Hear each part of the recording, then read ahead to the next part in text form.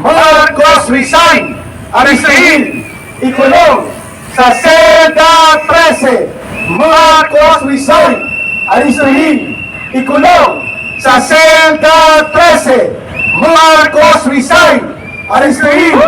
Ikulong sa Selda 13! Ikulong!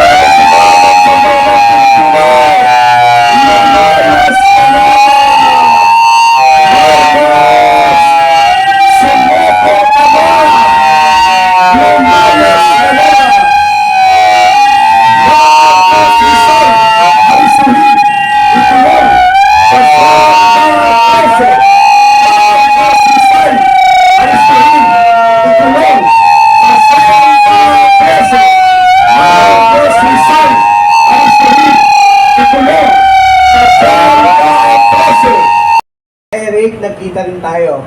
Nakikita lang kita sa Facebook page mo at sa mga media outlet. Ako po si Brother Delio ng Davao City. Nandito po ako sa inyo ngayon humaharap. Nananawagan, magkaisa po tayo. Dahil ang mandate ng Constitution ay mandate para sa tao. Binigyan natin ng mandate itong mga official na ito na manungkulan at mag-lead sa atin, pero saan nila dinala ang ating bansa? Nasaan tayo ngayon? Halos gusto nila ibenta ang sovereignty ng Pilipinas. Isa na dyan, ang ating former President Rodrigo Roa Duterte na nasa Netherlands ngayon. Bakit? Ang tanong ng maliit ng mamamayan na naninirahan under the Republic of the Philippines, inutil na ba ang ating mga Supreme Courts dito? Inutil na ba ang mga korte ng Pilipinas? Wala na bang kapasidad ng mga abogado upang ipatupad nila ang umiiral na batas sa ating bayan? Yan po ay katanungan ng maliliit na tao na tulad ko. Mga kapatid, mga mahal kong kababayan, mga mahal kong Pilipinong naninirahan under the Republic of the Philippines, mayroon po tayong pribilehiyo. Gamitin natin ito. Ibinigay ito sa atin ng Constitution Law upang i-exercise natin.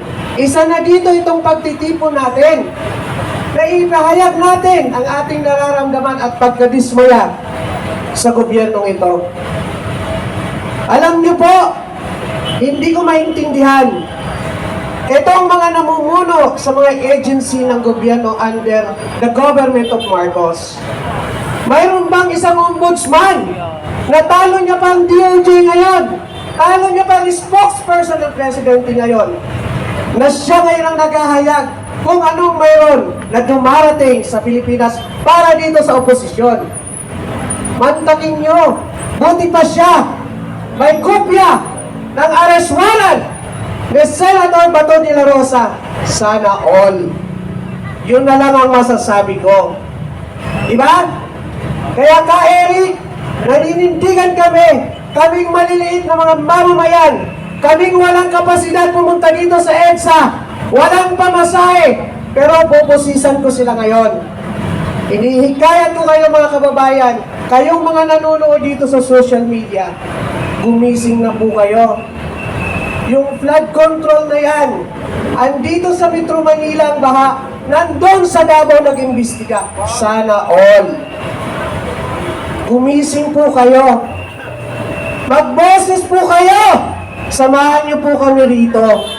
Maawa kayo sa bansa natin. Maawa kayo sa mga anak niyong maliliit dahil mamanahin nila itong problemang ito. Naniniwala ako na hindi pa huli ang lahat. Ang Diyos marunong. Ang Diyos mas matalino sa kanila. Huwag na nating hintayin na tayong walang kasalanan, ibigay nila ang kaparusahan sa atin. Yan ang ginawa nila kay Tatay Digong. Ako, umiiyak ako. Nung panahon na panunood ko sila dito sa Villamor at itinutulak yung ating dating presidente. Durog na durog ang puso ko. Wala akong magawa. Bakit?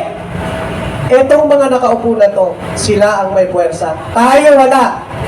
Pero hindi nila pinakinggan ang taong bayan. Sila ang dapat pinakinggan ng mga ito. Bakit? Ba't ko nasabi yon?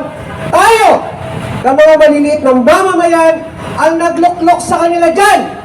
Tayo ang nagbigay ng mandato sa kanila para magkaroon sila ng power.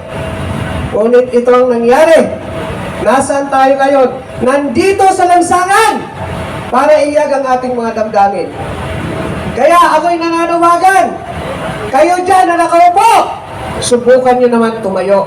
Maraming salamat po at magandang gabi sa inyong lahat. Yan, kayong nakaupo, subukan yung tumayo. Marcos, Marcos, magnanakaw. Marcos, Marcos, magnanakaw. Marcos, Marcos, magnanakaw. Magnanakaw si Marcos. One more time with feeling. Parang saging, may feeling. One more time. Marcos, Marcos, magnanakaw. Marcos, Marcos, magnanakaw. Marcos, Marcos, magnanakaw. Magnanakaw si Marcos. Sa bayan yung si Eric. Marcos resign. Aristuhin. Ikulong sa Selda 13. Marcos resign. Aristuhin.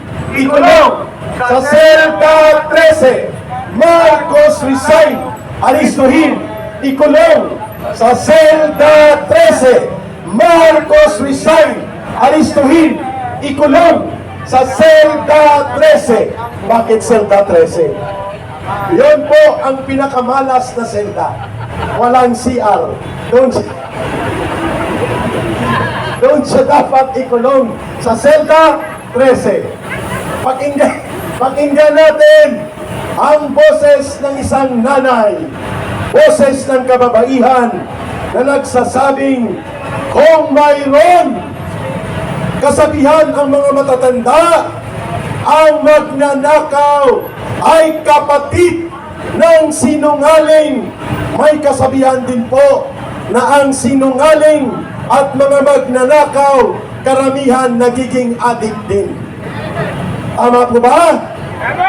At dahil dyan, kung tayo'y nagigipit, ang Pinoy na nagigipit, sa Bombay kumakapit. Nadamay pati ang Bombay. Sa sobrang kagipitan, Bombay ang kinakapitan. Ma'am Karen, para sa boses ng kababaihang Pilipino. Come here, Ma'am Karen. Ito